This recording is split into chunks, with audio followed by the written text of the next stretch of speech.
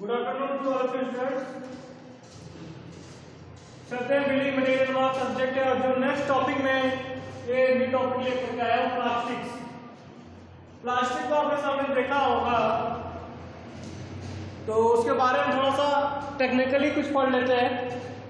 Technical knowledge देख लेते हैं। इसके बाद क्या है प्लास्टिक की definitions, importance, uses, advantage, disadvantages. तो प्लास्टिक वाइज जो नेचर हम लोग यूज करते हैं तो बहुत सारे उसमें कई तरह की क्वालिटियां होती हैं, कई तरह की प्लास्टिक होती हैं। जब आप उसके बारे में बेसिकली जब जानेंगे ना, तब उस कैटेगरी के अलावा जैसे विभाजन होता है ना, हर चीज का अलग अलग विभाजन होता है, तो उस नॉलेज के अकॉर्डिंग से आप जानते हैं उसके यूज कैसा यूज है, किस मटेरियल से बना है, कैसी क्वांटिटी, मतलब किस क्वांटिटी में उसको यूज करते हैं, कितना इसका यूजफुल है, एडवांटेज है, डिसएडवांटेज है, उस अकॉर्डिंग में हम उसको क्या कहते हैं कैटेगराइज करते हैं कि ये अच्छा है, खराब है, वही सब सारी चीजें जो है प्लास्टिक के बारे में आपने देखा तो होगा और पढ़ा भी होगा प्लास्टिक सब। तो बाय टेक्निकली बाय डिफिनेशंस मैं आपको समझाता हूँ प्लास्टिक क्या है। Plastic is a term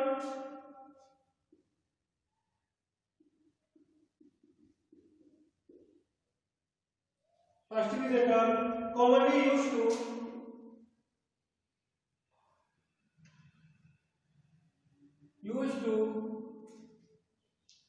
describe a wide range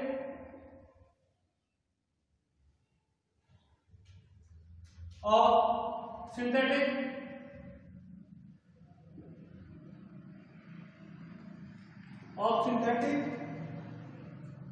और semi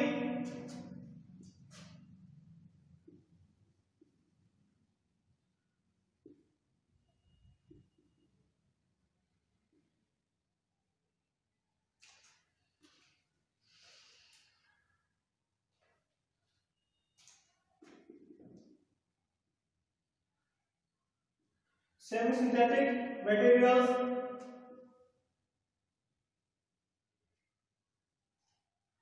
that are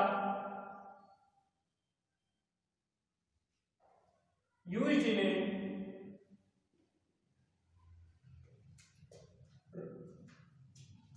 huge and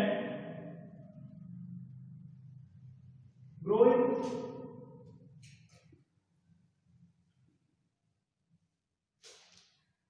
of applications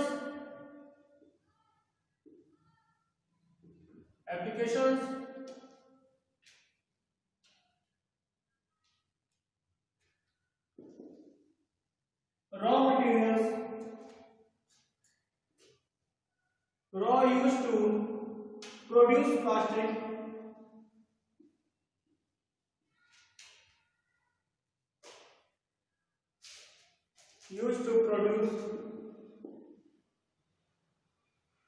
plastics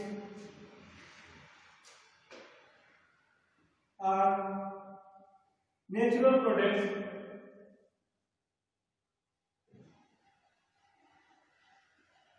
such as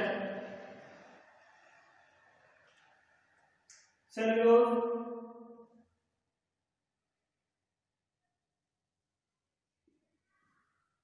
coal,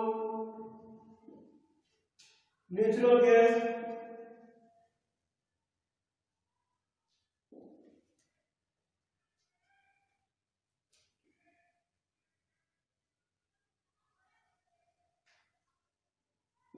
देखिए स्टूडेंट्स प्लास्टिक है तो प्लास्टिक के बारे में जो डिफिनेशंस है वो डिफिनेशंस क्या हमारी, plastic is a term commonly used, plastic is a term commonly used to describe a wide range of synthetic, मतलब प्लास्टिक किसको डिस्क्राइब करता है, सिंथेटिक और नॉन सिंथेटिक मटेरियल। प्लास्टिक किस चीज का होता है, सिंथेटिक या नॉन सिंथेटिक मटेरियल का होता है। That are used in huge, मतलब यूज होता है ज्यादा, यूज का मतलब क्या होता है, ज्यादा। ग्रोइंग मतलब इसका इस्तेमाल बढ़ता ही जा रहा है, ऐसा नहीं कि प्लास्टिक का इस्तेमाल घट रहा है, प्लास्टिक का इस्तेमाल बढ़ता जा रहा है। पहले क्या था, प्लास्टिक का यूज कम था, बट अब क्या हो रहा है, डे बाय डे जो प्लास्टिक का जो यूज है ना वो बढ़ता ही चला जा रहा है। तो ये तो प्लास्टिक की जो हमारी डिफिनेशन है,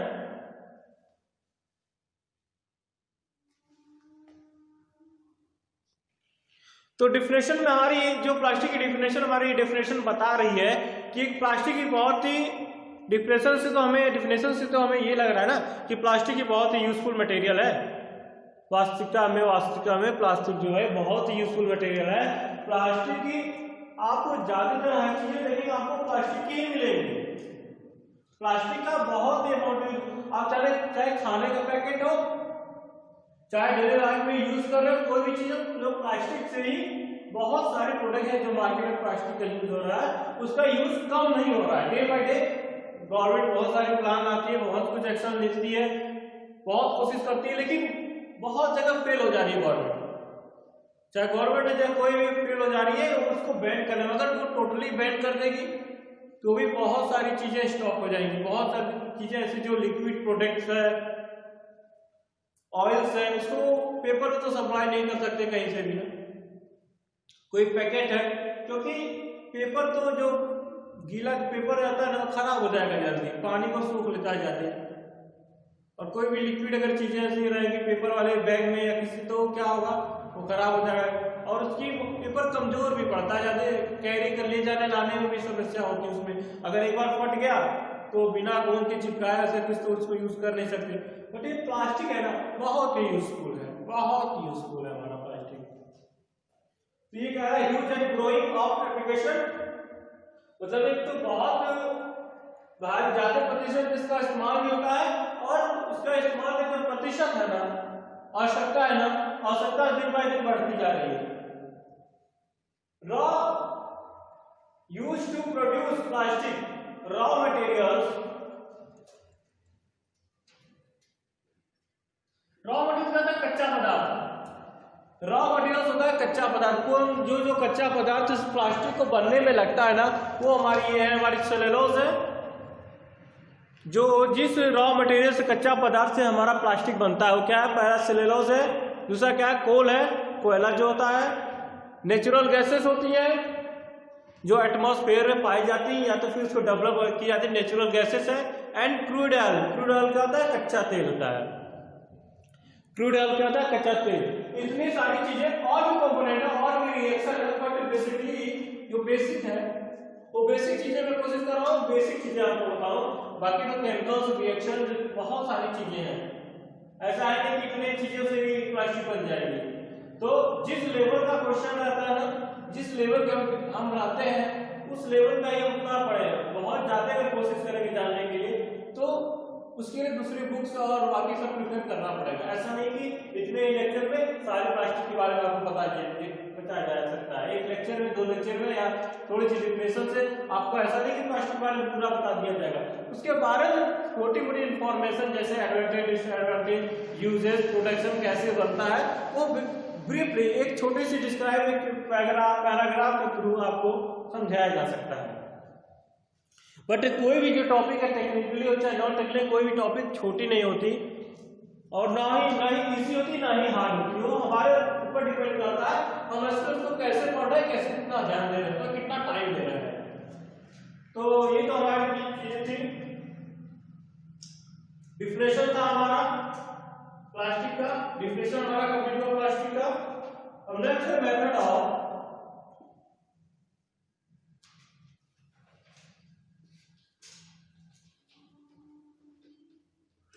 आपके डेली लाइफ में, यूज लाइफ में ना रोजमर्रा की जिंदगी में प्लास्टिक का बहुत बड़ा इंपॉर्टेंस है। आपने कभी मार्केट में देखा होगा प्लास्टिक कभी बैग जाती है, कभी कहीं जाते हैं प्लास्टिक नहीं मिलती है।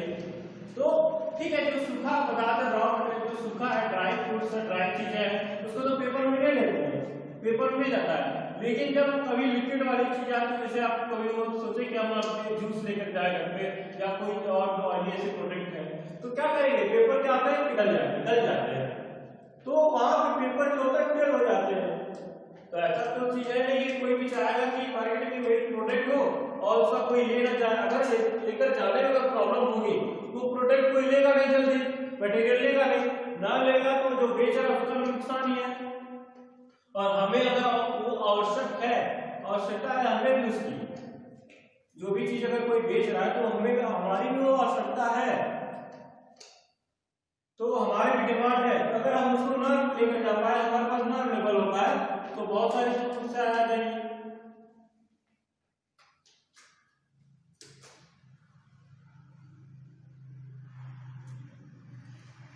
तो कुछ अपने लॉजिक से भी, अपने माइंड से भी लॉजिकली सोचना चाहिए कि किससे क्या हो सकता है, किससे क्या नुकसान है, क्योंकि हम इस लेवल पे आ सकते हैं ना, तो अगर हम खुद से भी चाहें तो खुद से भी पढ़ सकते हैं। ऐसा नहीं कि कोई टीचर पढ़ाए तो भी मैं पढ़ूंगा, अब खुद से चाहेंगे अब खुद से भी पढ़ सकते हैं।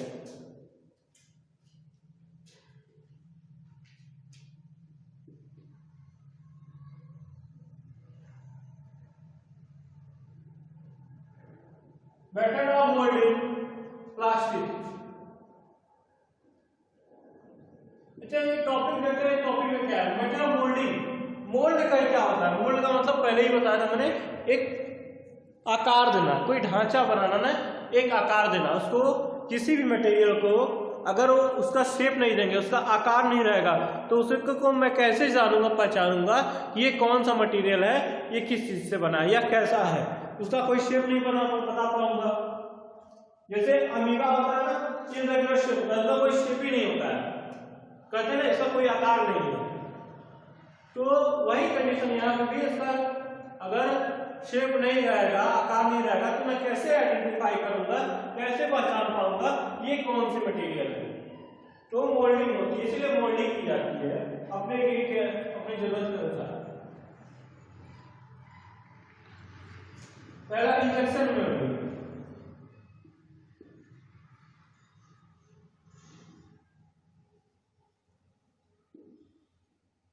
दूसरा second blow moulding,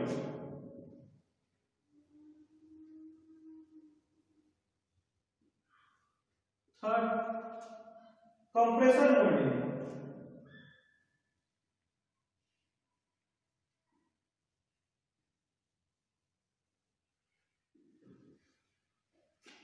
next rotational moulding,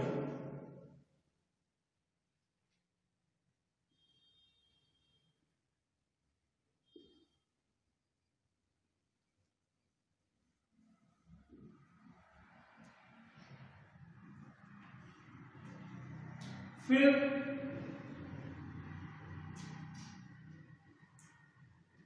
insert moulding,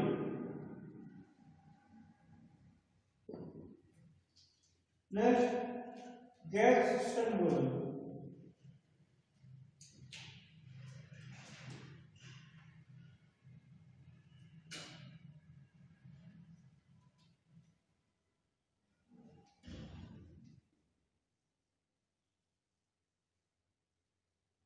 gas moulding, next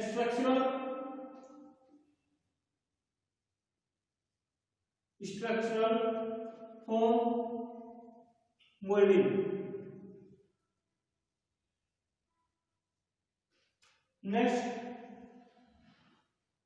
thermoforming.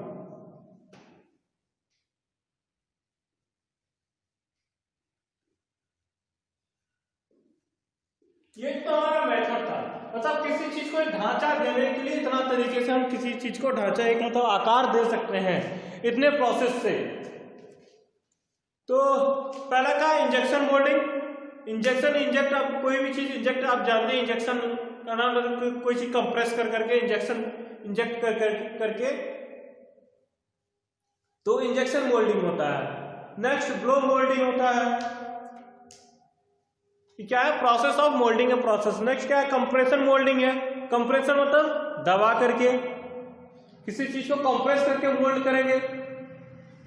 Next rotational, rotate करते हुए कोई चीज अगर ऑब्जेक्ट रोटेट कर रहा है, उसको रोटेशन प्रोसेस से रोटेट करके रोटेशनल प्रोसेस से मोल्डिंग करेंगे। फिल्म इंसर्ट मोल्डिंग क्या है, फिल्म इंसर्टिंग, कोई पतली परत टाइप की रहेगी उसको इंसर्ट करके उसको मोल्डिंग करेंगे। गैस असिस्टेड मोल्डिंग, गैस से भी मोल्डिंग की जाती है, गैस से भी प्रेशर देके उसकी केमिकल रिएक्शन के बाद मोल्डिंग करेंगे, गैस से मोल्डिंग होगी। Structural form moulding, structural moulding मतलब उसके अंदर स्ट्रक्चर में केमिकल चेंजेस होता है, उससे होता है मोल्डिंग हो सकती है। थर्मोफॉर्मिंग मतलब जो टेम्परेचर रहता है, थर्मो क्या रहता है, जो टेम्परेचर होते हैं तापमान के हिसाब से टेम्परेचर दे करके उसको क्या कर सकते हैं, मोल्ड कर सकते हैं। तो ये सब चीजें थी हमारे type of method of moulding.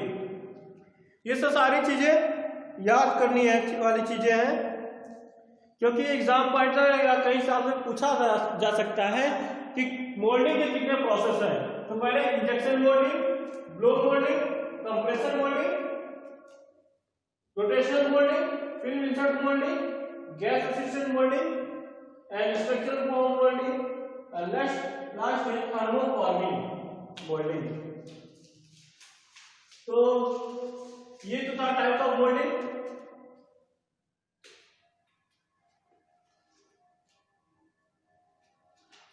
अब देखते हैं डिफरेंट टाइप ऑफ प्लास्टिक्स।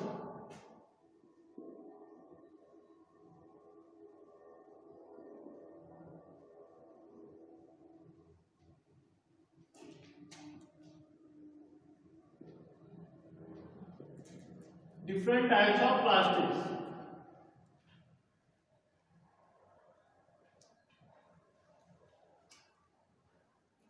पहला क्या है,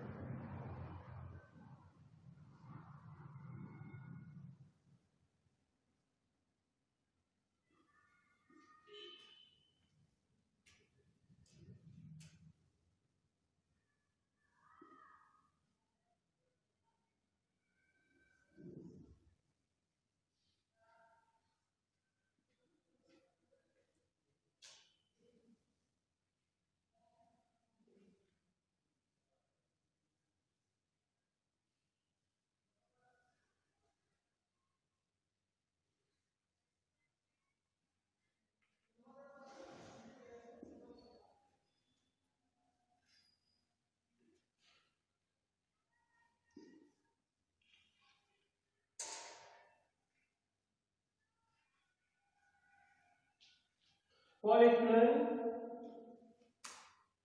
टेट्रा, टेरा,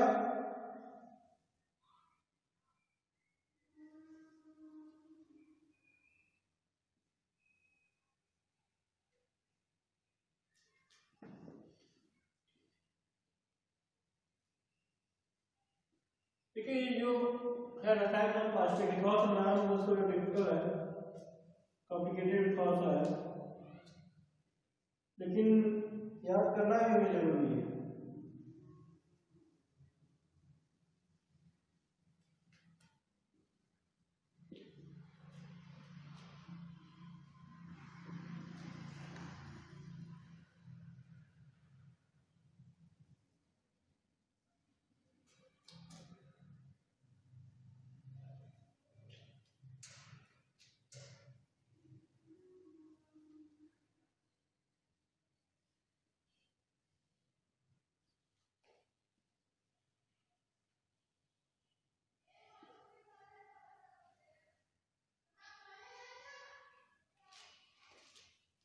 देखिए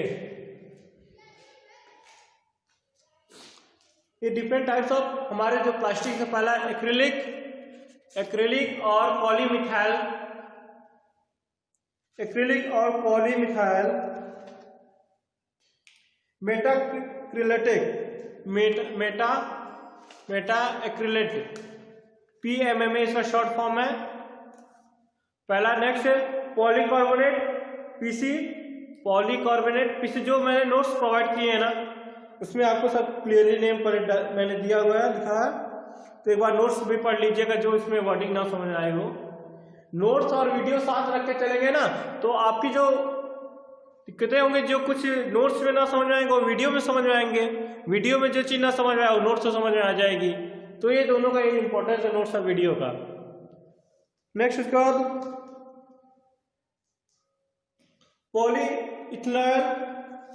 पॉलीइथेनॉल है हमारा PE, इसके बाद पॉलीप्रोपेनॉल PP, पॉलीप्रोपेनॉल PP है हमारा। उसके बाद नेक्स्ट पॉलीइथेनॉल टेरापेथनॉल, पॉलीइथेनॉल टेरापेथलेट, PET और PET और PET जो शॉर्ट फॉर्म और फुल फॉर्म भी दोनों याद रखना जरूरी है। पॉलीविनाल क्लोराइड,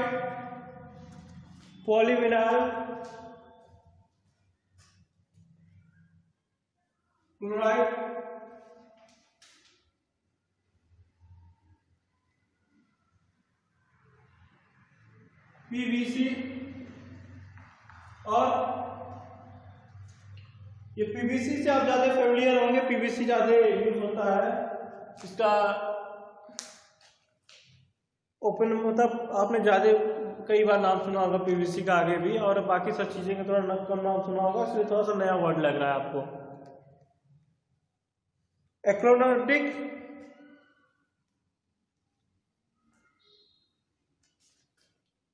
हमारा जो हमारा लास्ट पॉइंट है, सातवां जो है एक्रोलोनोट्रिल, एक्राइलोनोट्रिल, ब्यूटाडाइन स्टेरिन।